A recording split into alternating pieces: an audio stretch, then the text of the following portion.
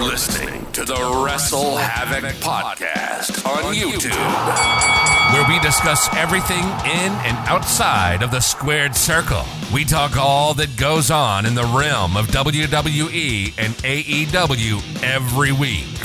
And now, here's your host, the one that will give you a reality check on pro wrestling, Flamin' Ricky DeReyes. This is the WrestleHavoc Podcast.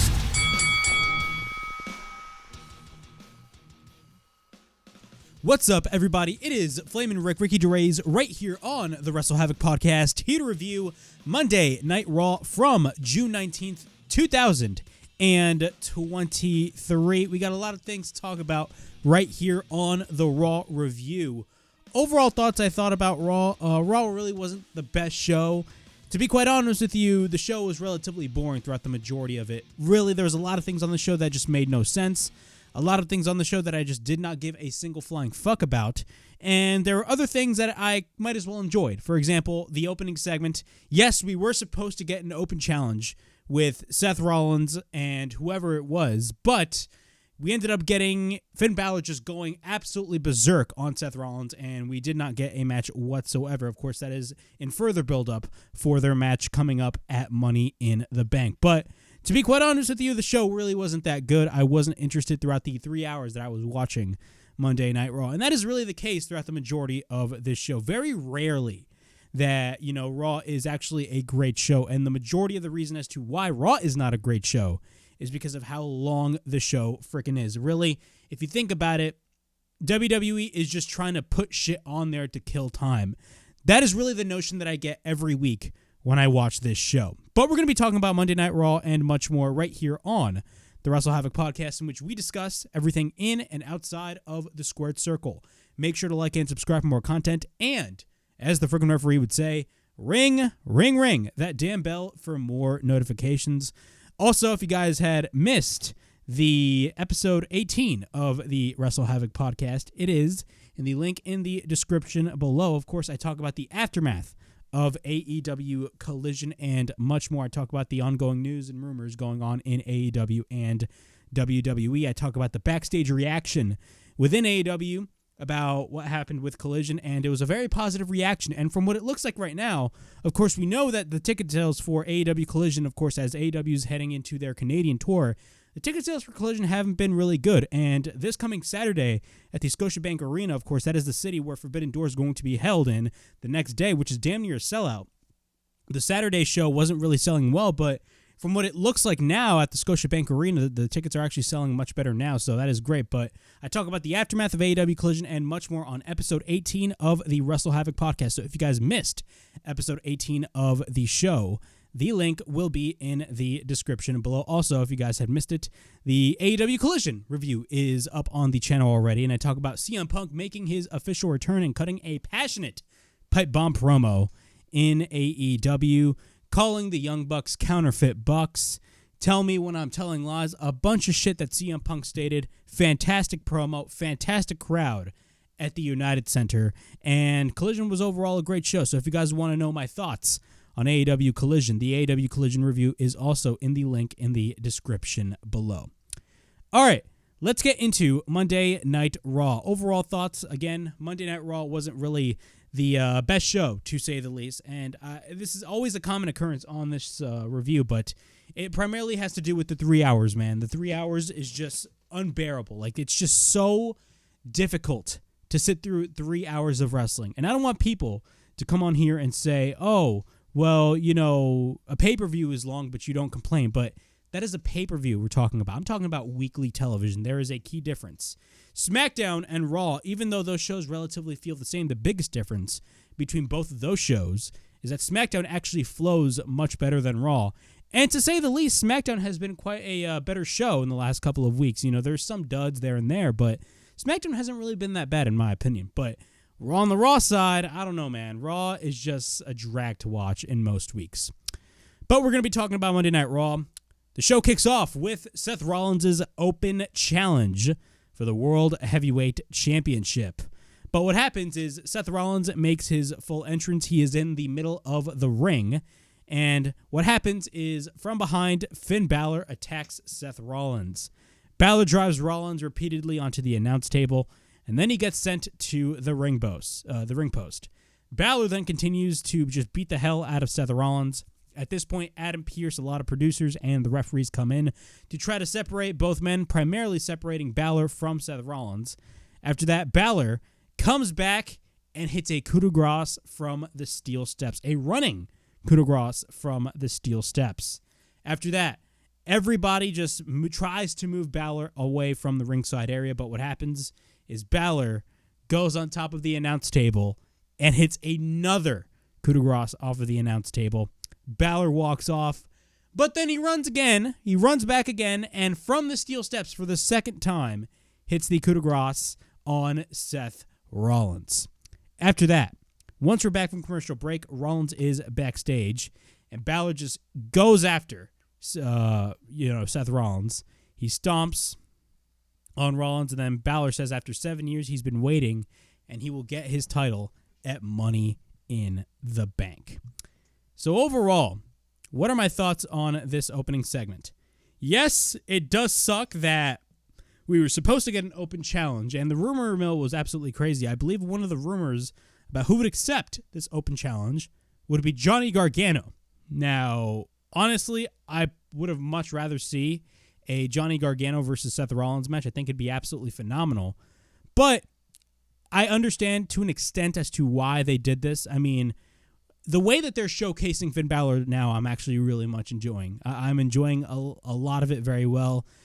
I don't care what anybody says, but Judgment Day is probably on the verge of becoming the second, top faction in the entirety of WWE right now. Of course, the Bloodline, which I don't even know if it's going to be the Bloodline for the next couple of months, considering everything that has transpired on the SmackDown side of things. But Judgment Day is literally on the verge to be one of the top factions in the company right now. And Balor leading the charge is definitely just, the top notch right there. And the fact that Balor is going to go in a program with Seth Rollins and he's going to have a match with Seth Rollins at Money in the Bank, both of those guys are going to be tearing the house down. I was one of the very few people that actually liked the segment between Seth Rollins and Finn Balor. I know a lot of people did not like that segment because, Seth Rollins, was, speaking and the entirety of the crowd was just singing his song while Finn Balor was speaking. But I feel like it plays into the story very well. And it plays into that aggression as to why Finn Balor is just so pissed off and just wants to beat the living shit out of Seth Rollins. So I was actually one of the very few people that actually enjoyed that segment. And honestly, I thought this was actually pretty good to start off the show. After that, The Miz is in the ring, and The Miz proceeds to cut a promo. Out of all things, we got The Miz in the ring after that great opening segment. Seth Rollins says he promised an open challenge, and he was going to accept and become the World Heavyweight Champion. He is worshipped as a god in this depressing hellhole of Cleveland, and he was going to give the people of Cleveland what he wanted, and he issues an open challenge of his own, and he wants to see what a winner looks like in a crowd full of losers.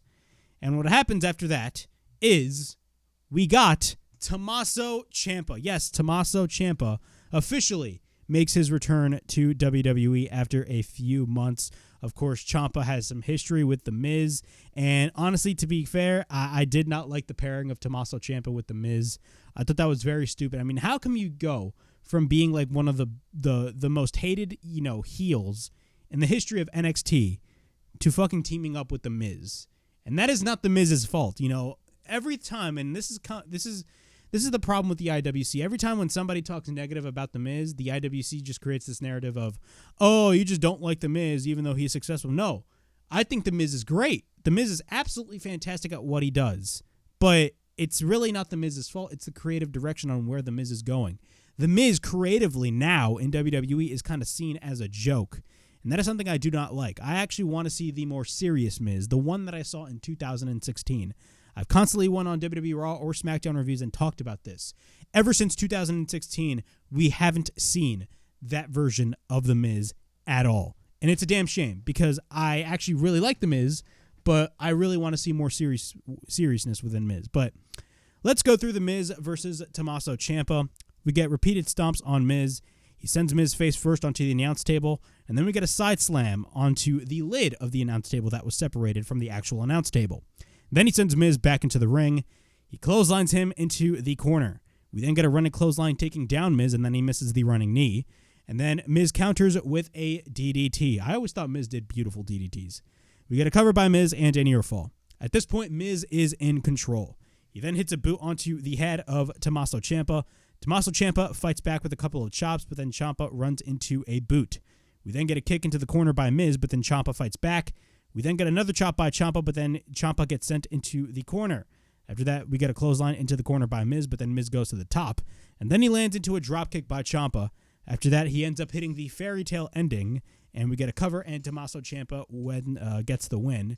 And fun fact, actually, Tommaso Ciampa actually came out in his old NXT theme song, No One Will Survive. So, honestly, that was phenomenal. I absolutely liked the fact that he actually came out with that gimmick because that is really Tommaso Ciampa's best gimmick, in my opinion. Now, what do I see them doing with Tommaso Ciampa? There's been a lot of rumors floating around, maybe, speculating that we could possibly see the return of DIY, of course, since Johnny Gargano is on his way back as well. I definitely do see that being the case, but who knows? I mean, I believe the rumor was Johnny Gargano was supposed to accept the open challenge from Seth Rollins, and then that got scrapped because Vince McMahon was making a lot of changes backstage. But I do think eventually down the line we are going to be seeing a reunion between Tommaso Ciampa and Johnny Gargano, and they're going to form DIY once again, because I feel like the tag team division in WWE needs all the work that it can get. And it's doing very well for itself. I mean, you got a lot of tag teams right now on the WWE roster across both Raw and SmackDown. You got guys like Imperium, of course, KO and Sammy. Adding DIY is not a bad thing at all, in my opinion. But that is what I see them doing with Tommaso Ciampa as of right now. But it's great to see Tommaso Ciampa back on WWE television. After that, Judgment Day. The entirety of Judgment Day come out, of course, consisting of Finn Balor, Dominic Mysterio, the Women's World Champion Rhea Ripley, who will be wrestling Natalya later on this show, and Damian Priest. What's interesting about this whole show was we didn't really get a lot of follow-up. I mean, we kind of did in a small backstage segment from Gorilla with Rhea Ripley asking, Damian Priest and Finn Balor, is everything cool, and all that stuff. But there was a lot of tension going on in Judgment Day throughout the past couple of weeks, primarily with Finn Balor and Damian Priest. We didn't really see a lot of that tension on this show because, of course, they quote-unquote made up. I personally wish we could have seen a little bit more of that tension, because if you really want to go full-fledged with this, because from what it looks like now, they are going to be eliminating Damian Priest from Judgment Day, and they're going to turn Damian Priest to babyface, and they're going to replace Damian Priest with JD McDonough. But from what I see right now, I mean, it all depends on what happens at Money in the Bank. Now with the addition of Logan Paul, I talked about it last week, could we see a scenario in which we get Finn Balor actually beat Seth Rollins for the world title, and we also get Damian Priest winning the Money in the Bank, and then you can create a story there from there? I don't personally think that would happen, but it'd be very interesting in my opinion. But at the same time, now with the addition of Logan Paul, in which I will be talking about that, I don't know. Those chances seem very, very, very slim. But there are many different scenarios that WWE can go by. Balor has the microphone. He says, Seth freaking Rollins, his little open challenge is canceled. It's canceled, and it's canceled because of him. Because he is the only one who will take the World Heavyweight Championship from him. And that's for all of us. Y'all like singing Seth Rollins' song so much, but we're all singing. You will all be singing at his funeral. And then Rhea says, sit down and shut up. Respect the Judgment Day and our mommy. Because at Money in the Bank, the WWE Universe will be bowing on our feet. Because Balor will be bringing the World Heavyweight title, and she has the women's division on lockdown as the dominant women in WWE. And then Damian Priest will win the Money in the Bank briefcase, but her Latino heat, her dom-dom, he will put down our favorite Cody Rhodes. And then Damian says in 2 weeks at Money in the Bank, the briefcase comes home with him. But more importantly, the contract inside will have Damian Priest written all over it. Speaking of Money in the Bank, Dom, Cody says he's getting, gassed for a fight that he can't win. But he better keep his name, that being Dominic's name, out of Cody's mouth, out of his own mouth, or the Judgment Day will make sure he won't fight ever again. Dominic Mysterio then gets the microphone. And then as soon as he puts the mic up, just you hear those loud boos. And this is a common occurrence like 2 or 3 times. It's honestly a common occurrence every weekend. You love to see it. The heel heat that Dominic Mysterio generates is absolutely insane. But I stress this enough. Can we stop with the MJF and Dominic comparisons? I mean, bro, y'all don't even know how to compare people. Like, people in the IWC make the stupidest comparisons that I've ever seen. Like, the fact that you are comparing Dominic and MJF based off just heel heat is ridiculous. So you're not going to be comparing in-ring work. You're not going to be comparing mic skills, in which Dominic, I think, should improve a little bit when it comes to his mic skills. Because let's get this straight. If MJF and Dominic Mysterio were literally in the same ring at the same time, MJF would literally smoke his ass. And that is not because I'm a fan of MJF. That is because that is legit factual stuff.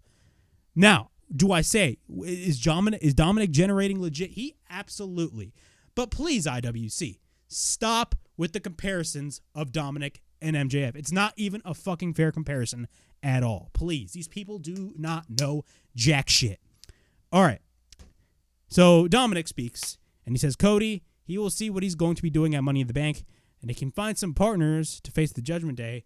Together, him and the rest of the Judgment Day will fight you guys. Good luck. After that, we got Sami Zayn and Kevin Owens backstage. Kevin Owens is pissed about Sami getting asked about the Bloodline constantly after what transpired this past Friday on SmackDown. Why do we have to hear about this every freaking week? And then Sami says, you've been going on these outbursts throughout the past couple of weeks. We need to talk. Sami says he thinks he's a rageaholic and he has an anger problem. And Sami says if he blows up, he needs to admit things are going on. And if he doesn't blow up, he will, shift up or something, whatever he said. I completely forgot what he said. My notes got fucked up at the end of this. But basically the whole story of this whole thing is, of course, Kevin Owens has been going on these fucking outbursts. And it's starting to get to the point where it's a little bit repetitive, and it's like it's a WWE special. WWE has something that's funny, and they tend to overdo it on a constant basis, and it gets old at the end of the day. But I will say, man, Kevin Owens, he will always turn chicken shit into chicken salad. That is the beauty of Kevin Owens. He's really good at his job, and he's a great entertainer. Like, he always makes me laugh when it comes to these blow-ups. And Sami is going to be checking on Kevin Owens, and he's basically testing Kevin Owens throughout the whole show that, hey, man, if you blow up one more time, we're going to have a serious talk. That's basically the whole story right there. Is it interesting? Not really, but oh well, whatever. After that, we got Sonya Deville and Chelsea Green taking on Kitana Chance and Kayden Carter. This was a relatively short match. Sonya and Kitana Chance start. Sonya goes for repeated kicks into the corner. Chelsea Green tags in. Kitana Chance goes for the Hurricane Rana. And then Carter tags in. She sends Green and on Deville into the corner. We then get a dropkick on Sonya, followed by a splash on Chelsea Green. After that, we get a thrust kick by Carter. And then we get a double team moonsault and leg drop combination by Kitana Chance and Kayden Carter. Really great double team by both women. We get a cover and near fall. After that, they hit the after party, which is their finisher. And we get a cover, and Kayden Carter and Kitana Chance get the win. You see, that is the definition of a legit women's tag team. Kitana Chance and Kayden Carter are a real women's tag team. With all due respect, Sonya Deville and Chelsea Green are not a real tag team, even though they got great chemistry with one another. And I personally think when it comes to Chelsea Green's return, I do like the character that they gave Chelsea Green. She fits that character perfectly, and she's been doing very well for herself. But at the same time, that is not a real women's tag team. Again, those women's tag team titles do not mean jack shit. And speaking of women's tag team titles, we are going to be getting a unification match, of course, this Friday on SmackDown. We are going to be getting Ronda Rousey and Shayna Baszler defending their WWE women's tag team titles in a unification match against the NXT women's tag team champions, of course, Alba Fire and Isla Dawn. I think it's pretty obvious who's going to be winning that match, and it's not even a debate. It's going to be Ronda Rousey and Shayna Baszler. I mean, the NXT women's tag team titles were titles that were honestly useless as well. I mean, what was really the whole point of you bringing those titles into fruition? But again, the entire women's tag team titles, just those titles, just burn them. They are absolutely freaking useless at the end of the day. We get an interview with the one and only American Nightmare, Cody Rhodes, of course, at Money in the Bank. He is going to be wrestling Dominic Mysterio. He's asked his reaction to the challenge that was laid out by the Judgment Day. Cleveland, y'all are on fire tonight, says Cody Rhodes. Judgment Day is also on fire. Rhea Ripley is dominating. Damian Priest is in steps away from history. And Finn might be the World Heavyweight Champion. And then there is Dominic. What did he say? He should find 2 guys? Well, as far as the challenge, I accept. So Cody accepts the challenge, and he is going to be finding 2 partners for him in this 6-man tag team match. Now, the partners that we eventually got ended up being Kevin Owens and Sami Zayn, but I will say, there's one bright thing that I can say about Raw was the main event. I mean, I'm going to be honest, man, their main events, even though Raw is really, so much a drag to watch and it's so difficult to watch the show, I genuinely believe their main events have been hitting, man. The main event that we saw with Judgment Day and Cody Rhodes and Kevin Owens and Sami Zayn, that was a great 6-man tag team match at the end of the day. I really enjoyed that match. After that, we got Indus Sher. Indus Sher taking on Shelton Benjiman and Cedric Alexander, man. Cedric Alexander and Shelton Benjiman are honestly in the doghouse when it comes to tag teams that nobody even remembers, and it's not their fault.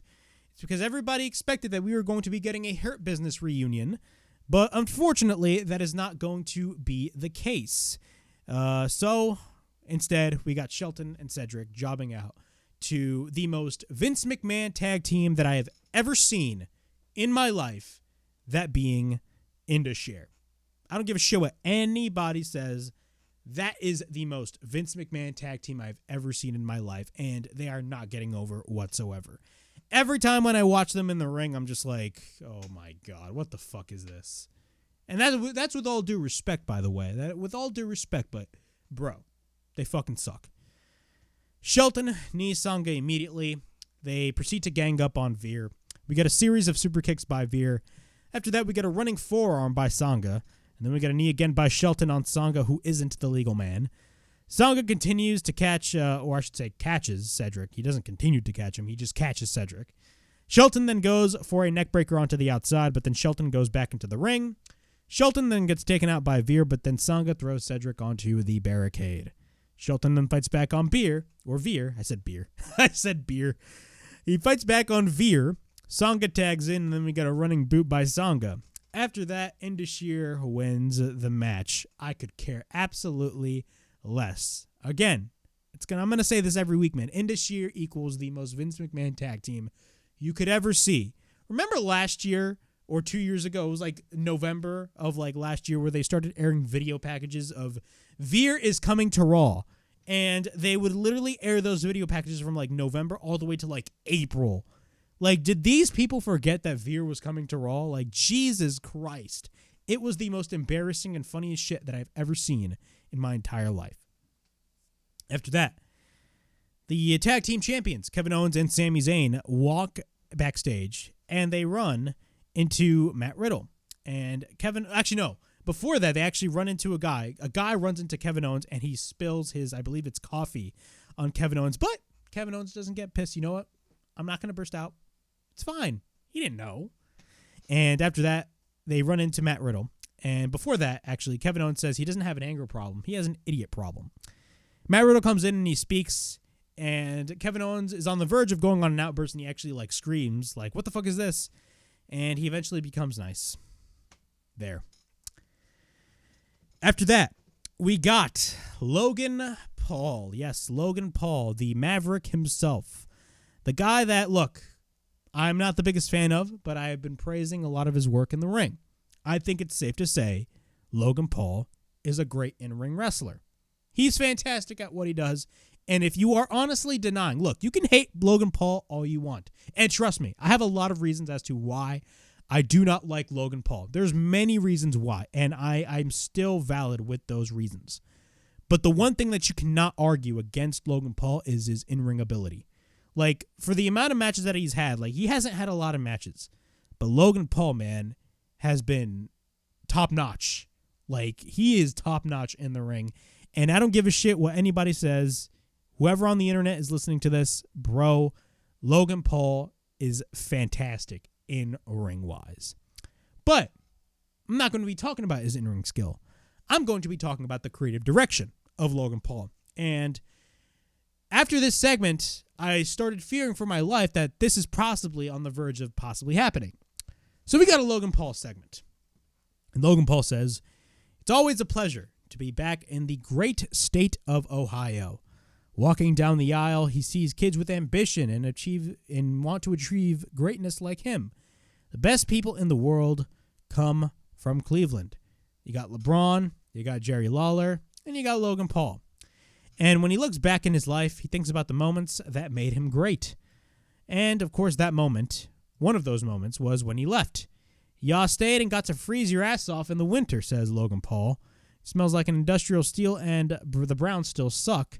Don't boo me because at least he is the best that we have. Our people cannot stop losing. Jake Paul just lost his last boxing match, and he lost to Seth Rollins at WrestleMania. Hell, The Miz lost tonight. Yeah, The Miz lost tonight in a nothing match. But today is the day that Clevelanders are losing. He will put the respect back on this city's name because he can. He called all the executives, and he got a special invitation. Ladies and gentlemen, he will be competing in the Money in the Bank ladder match. And he will win the contract and cash it in and take the title from whatever he wants to, whenever he wants to. And he will come back to Cleveland, and we're throwing shots back and going crazy." After that, Ricochet comes out, and as soon as Ricochet came out, I'm like, oh shit. This is your typical WWE segment where everybody interrupts each other and they do cringeworthy promos. It wasn't really the case. Ricochet comes out, he congratulates him, and he says, "We all understand he has a big social media presence, but he knows, and everybody knows, that the only reason he was added is because Ricochet does what Ricochet always does." He talks about the Royal Rumble, and he talks about how he made Logan Paul go viral. And he doesn't care how he got in the match because it don't change the fact that Ricochet will walk out as Mr. Money in the Bank. Shinsuke Nakamura comes out, says he cares, and the King of Strong Style will win. Okay, let's move on. After that, possibly the best promo in the entirety of the whole night. LA fucking Knight, man. I don't know about y'all. I am liking LA Knight more and more and more as the weeks go by. LA Knight is just so fucking good. And from the first glance that you've ever seen LA Knight, like, I've known LA Knight since he was Eli Drake when he was in Impact. Like, Eli Drake, LA Knight, it's basically the same character. But, bro, this guy is so charismatic at what he does. Like, this promo, like, this one line that I'm about to tell you guys that LA Knight said to Logan Paul was the funniest shit. I don't know why I heard in my life. He says, "Let me talk to you." He looms in the ring and he sees Ricochet and Nakamura and two guys that are useless. And he talks about a guy that makes videos for 14-year-old girls and you call yourself a megastar? Nah. That is exactly what LA Knight says. He says, you talk about a guy, you got a guy over here that makes videos for 14-year-old girls and you call yourself a megastar? Nah. When he says nah, I just burst in laughter. I just die in laughter. It's hilarious. And he talks about a map, and he says you can find a place in it. In that case, you can put your name on it. And after that, Santos Escobar comes out. He talks about how there's empty promises and lies. Logan, by the way, welcome to the party, but none of it matters because at Money in the Bank, I will be standing tall, and I'll be representing La Raza in the LWO. After that, Butch comes out, but he don't got a microphone. He takes out Logan Paul. A brawl breaks loose, and Logan goes for the one lucky punch, and he ends up hitting a somersault on the outside, and the segment ends. All right. A lot to take away from this. You know, what's funny about this is I feel like WWE forgot. I honestly forgot, you know, WWE would tend to forget like how to like create interest for a Money in the Bank ladder match. Instead of having a segment in which you got guys interrupting each other because it's a common occurrence on WWE television and more than likely will always lead to cringe promos.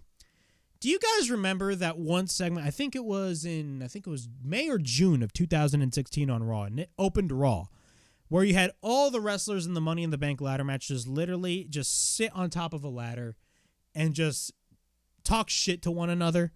That is the type of shit you need to see. And unfortunately, we don't get shit like that anymore. Maybe we do, but it's very rarely, especially when it comes to matches like this. And I may be bullshitting y'all, but I'm just telling what I see. That's my truth.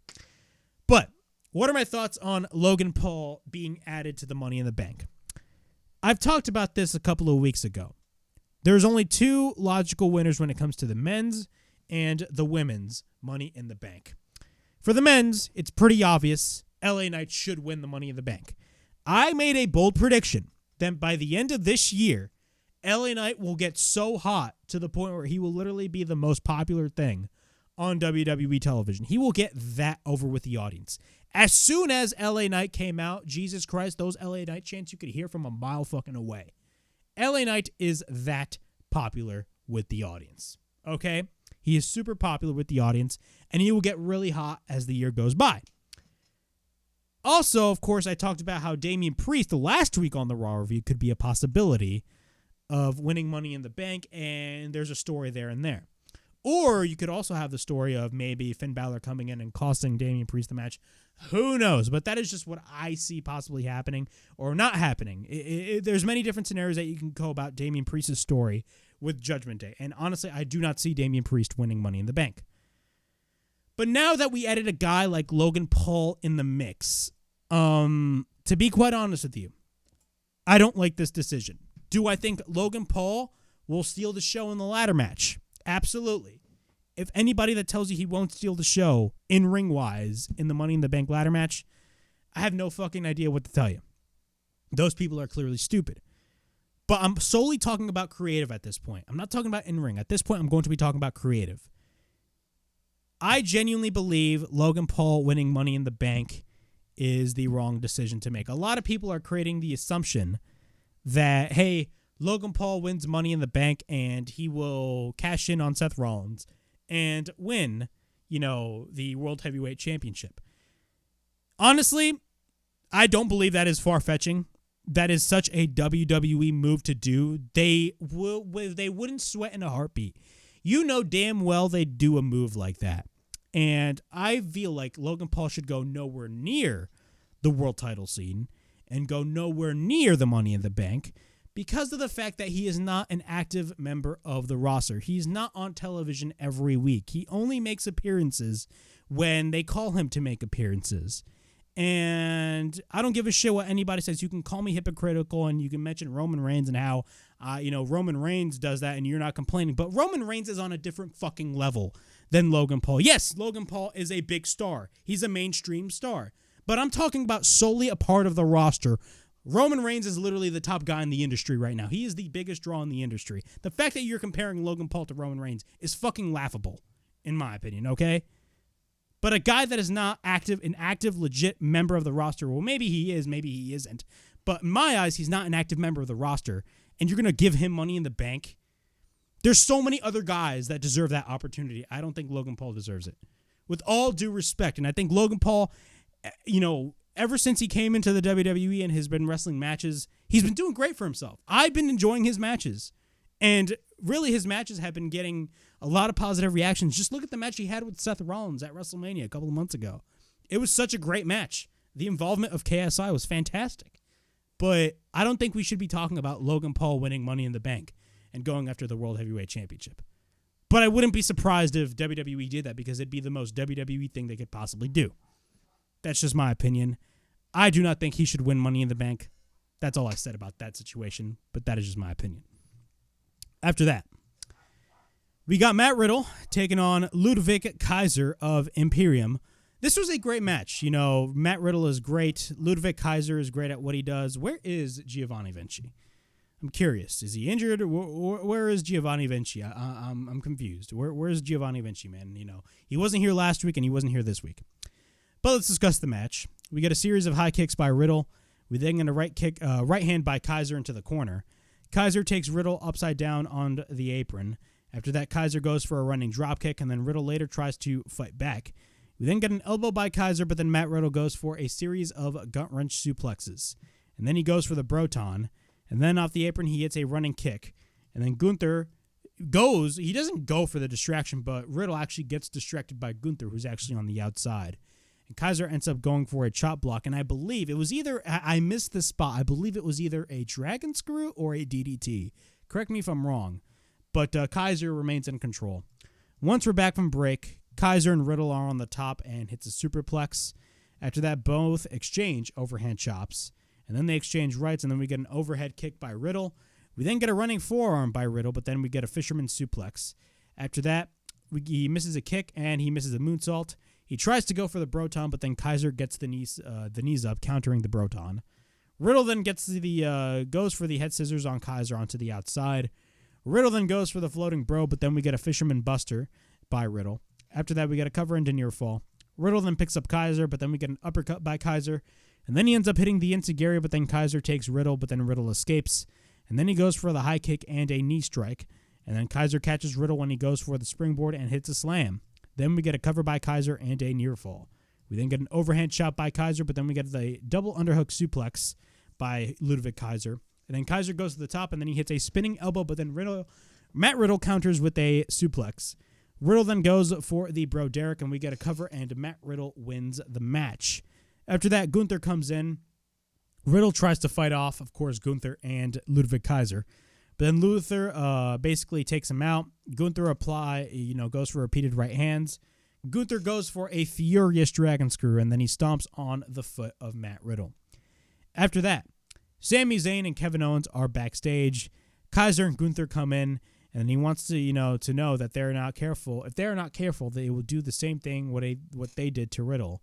And then Kevin Owens gets pissed off, and then they leave, and then you have Gunther and Ludwig Kaiser just laughing their ass off. I think it's pretty obvious they're going to be leading towards a tag team match, like a major tag team match between Imperium, that being, of course, Ludwig Kaiser and Giovanni Vinci taking on Sami Zayn and Kevin Owens for the tag team titles, as well as a one-on-one program between Riddle and Gunther. Most likely that match is going to be happening at Money in the Bank. Or actually, no. Is Riddle a part of the Money? No, he's not a part of the Money in the Bank. So, yeah, he's not. He's most likely going to be going into a program with Gunther. And let's be honest with ourselves. A program with Gunther and Matt Riddle, bro, you probably got the makings of a match of the year caliber match. That may not be the actual match of the year, but it's definitely, a caliber for a match of the year. But I'd definitely be excited for that, especially in front of a crowd like the UK and London.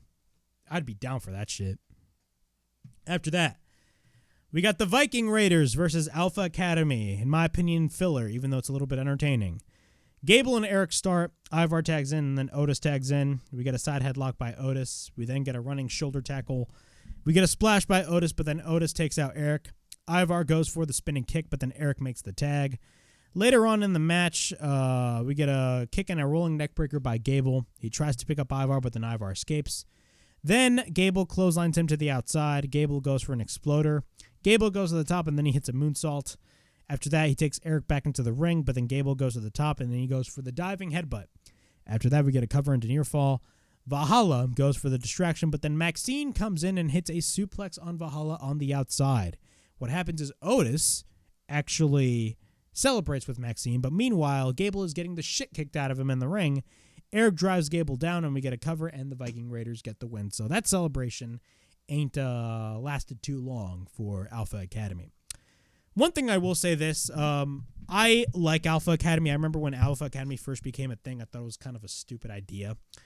But I'm not going to lie, man. They really worked really good with the gimmick that they currently had. And I feel like the addition of Maxine actually made things better for Alpha Academy. Now, yes, Alpha Academy is primarily filler on this show, and they are. And it's not really that good of a filler. But to be quite honest with you, they're pretty entertaining in their own right. So I've been enjoying the work of Alpha Academy recently. After that, Judgement Day are backstage. Rhea asks if Damian and Balor are on the same page, and they say that they are on the same page. After that, we got a rematch from Night of Champions with Rhea Ripley taking on Natalya. This match didn't even happen. What happens is Rhea Ripley takes out Natalya before the match even starts. She sends Natalya onto the barricade, and she sends Natalya to the steel steps. Natalya then gets sent to the apron and then headbutts Natalya. Once we're back into the ring, Rhea hits the Riptide. Rhea Ripley leaves, and that's that. There was no match. What are my thoughts on this?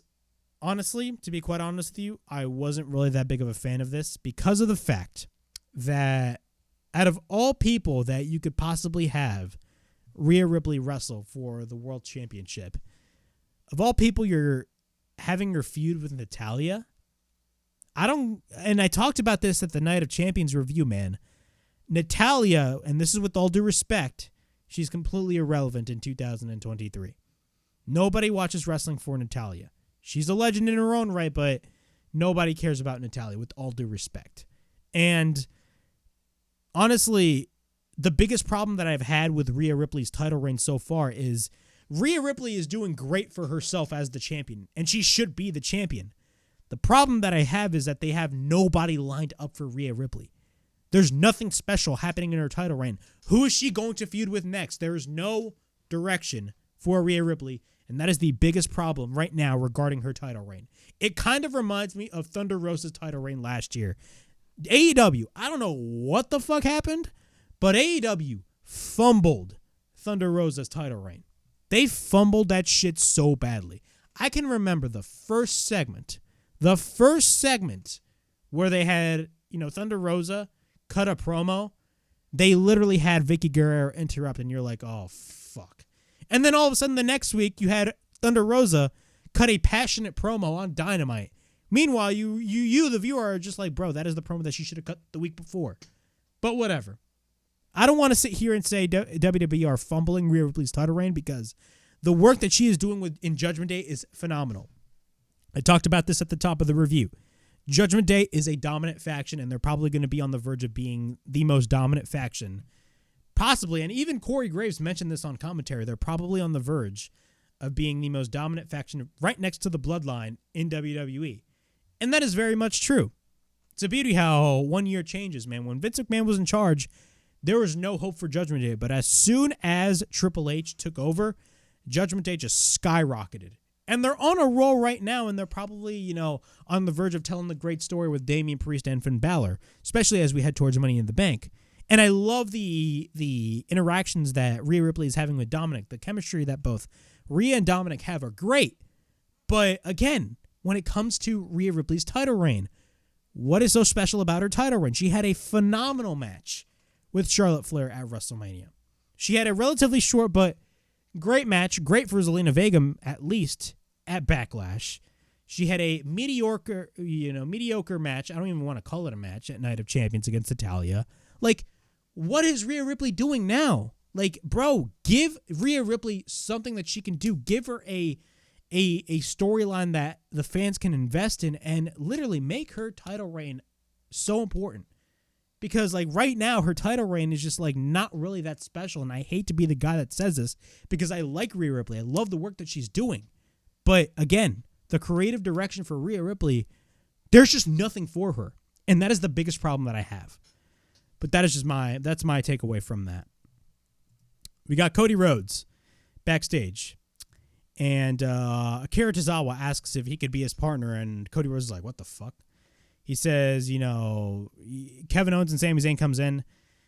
And they helped him on their road to WrestleMania and says, we always got your back. And then Cody says, Akira asked. And then Kevin Owens is like, oh, no, man, we're too late. I was trying to hold my temper.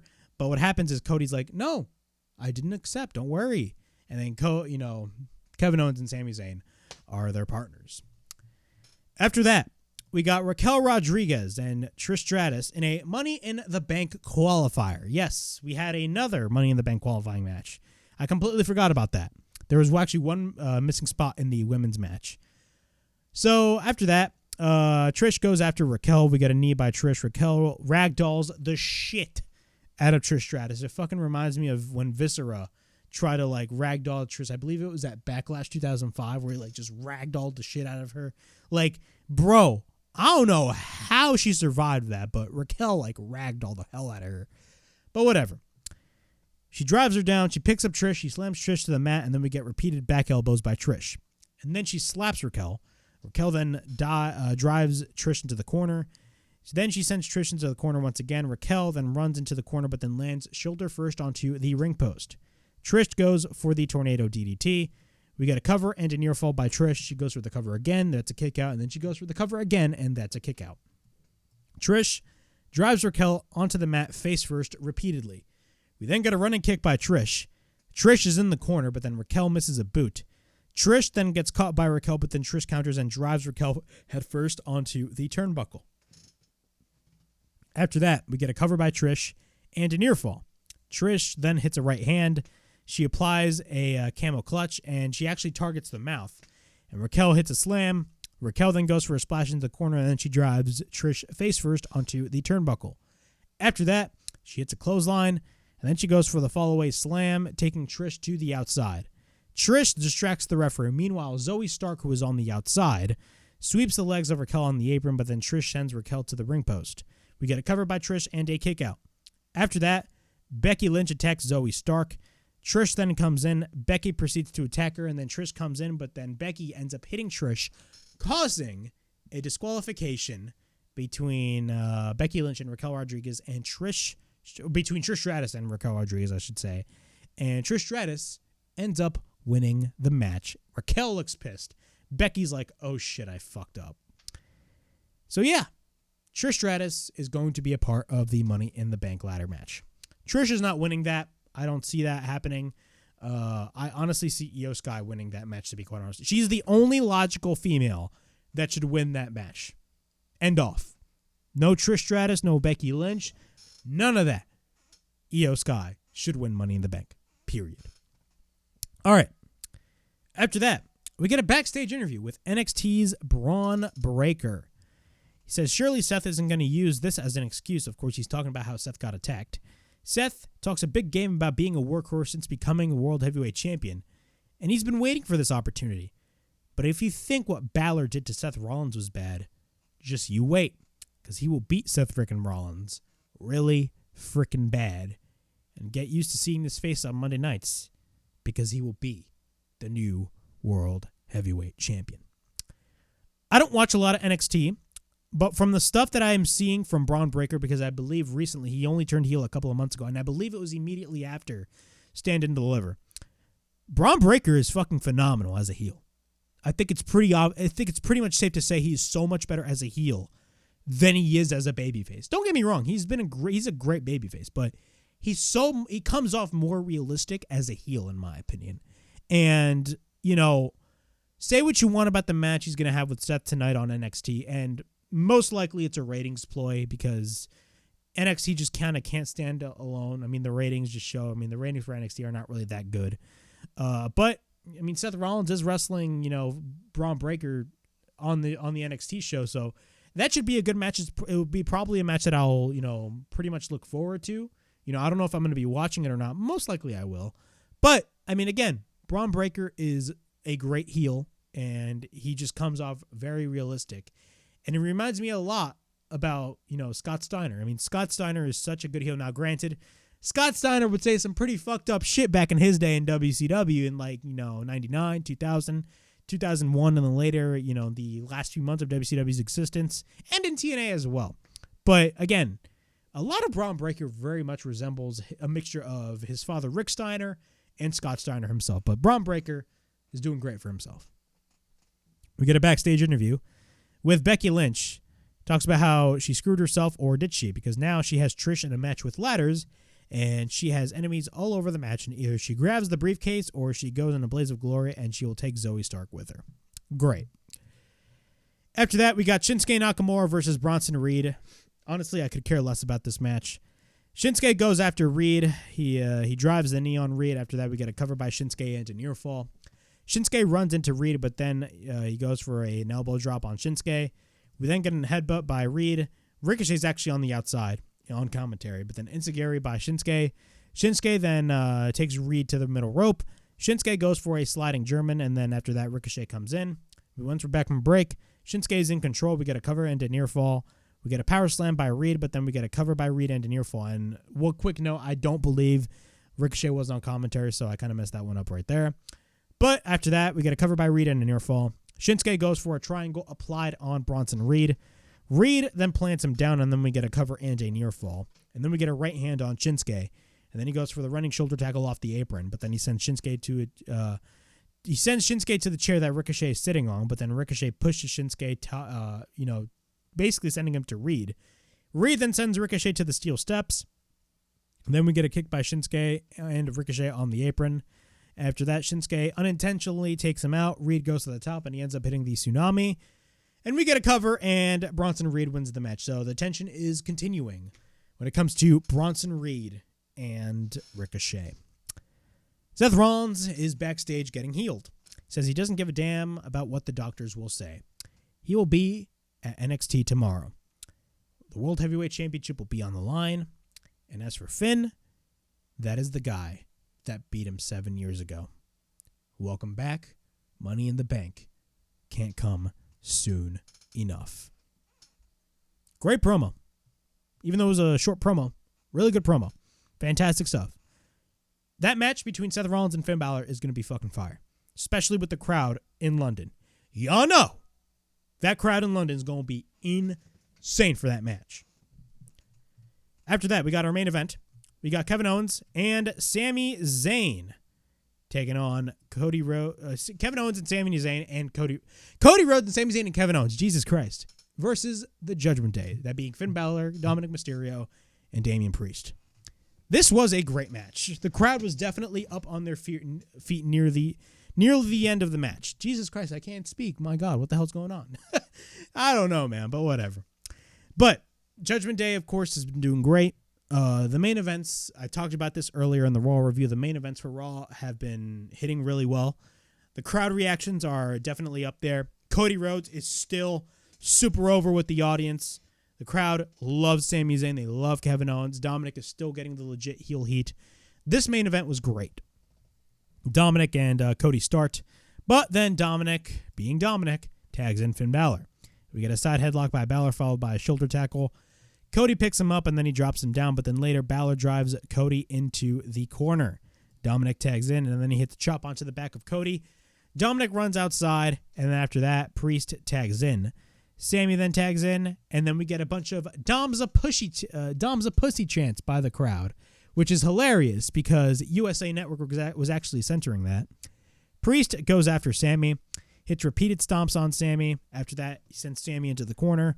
We then get a back elbow by Sammy. He then drives his elbow on Priest, but then Dominic makes the tag. After that, he hits repeated rights, but then Dominic tries to go for the Three Amigos, but instead, Sammy counters and hits a suplex of his own. After that, we get a boot by Sammy on Dominic.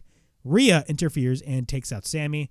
Once we're back from commercial break, Priest is in control over Sami Zayn. Then he hits a right on Kevin Owens. Priest then lands onto the ring post, but then Sammy tries to tag in Cody. Dominic comes into the ring. Balor goes for a chop, and then he sends him into the corner with a second chop. Sammy fires back with the clothesline, and then KO and Dominic go for the hot tag, and at this point, the crowd just goes absolutely crazy. We get repeated stomps on Dominic, but then Kevin Owens goes for a shot onto the back of Dominic, takes him back into the ring, and then we get a super kick by Kevin Owens. After that, he hits a cannonball. After that, we get a cover by KO and a near fall. Balor goes for the blind tag, but then Balor takes KO down, but then we get a cover by Balor and a near fall. Balor goes for repeated right hands on Kevin Owens. Then he goes for the sling blade. Balor runs into a super kick, but then KO and Priest make the tag. Cody goes after Priest. We then get the power slam by Cody on Priest, but then we get the disaster kick, and we get a cover by Cody Rhodes and a near fall. Cody goes for the springboard, but then Rhea goes for the distraction. This spot was actually pretty good. Cody then gets caught into the South of Heaven chokeslam. We get a cover by Priest and a near fall when Sammy comes in. Dominic enters the fray. Sammy reverses and dumps Dominic onto the apron. We then get a right hand sending Dom to Mommy, holding him, which is hilarious. Rhea comes up on the apron, and this is the spot I was talking about. Basically, Rhea was on the apron, daring Sami Zayn to, hit her. After that, what happens is Sammy runs and hits a somersault. Cody cutter on Priest. We get a cover into near fall. Later on, KO comes in. He gets sent to the outside. Dominic runs into a clothesline by Sammy. Haluva kick by Sammy. Stunner by Kevin Owens. Cody goes for the crossroads. Cover. And Cody Rhodes, Sami Zayn, and Kevin Owens win the match. Overall, this was a great match regardless. I enjoyed this main event. I mean, the main events on Raw have been hitting really well these past couple of weeks.